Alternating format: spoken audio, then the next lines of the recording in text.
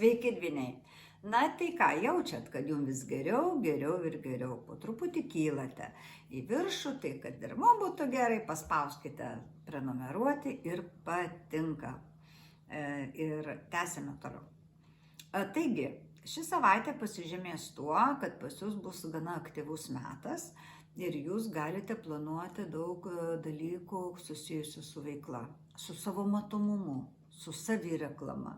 Ypatingai tiems, kurių veikla su tuo susijusi arba reikalauja reklamos, matomumo, viešinimo jūsų veiklos.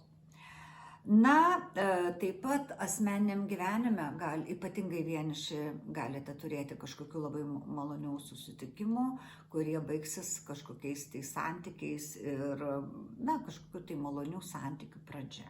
Tai va, irgi šitą turit žinoti.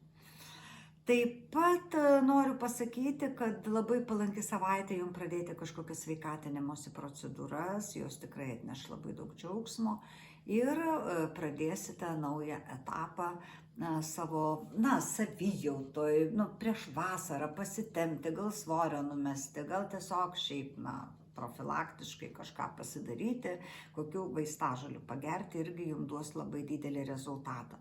Na, o moteris mes tai visada galvojam apie tai, kaip geriau atrodyti, čia mesgi ne vyrai.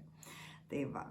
Na, dabar noriu pasakyti, kad nekonfliktuotumėte su tai žmonėmis, kurie norės iš jūsų įtakos pabėgti. Nes bus tokių žmonių, arba jums taip atrodys, kad yra kažkokie situacijos, kažkokie tai žmonės, kurie nori išeiti iš jūsų įtakos.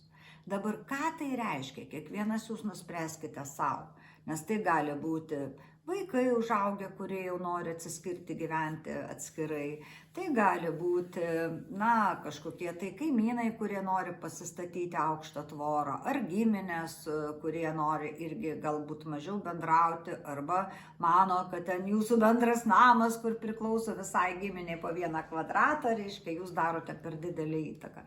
Taigi, sakau, nekreipkite dėmesio, kas vyksta, tiesiog stebėkitės, šypsokitės ir laukite geresnio meto. Jeigu pradėsite santykius aiškintis dėl to, tai tik pačioje mėnesio pabaigoje. Šis mėnuo visas jums tokiem dalykam yra netinkamas. Taigi, iki kitos savaitės neužmirškite mūsų palaikyti paspaudimais ir prenumeruodami ir iki.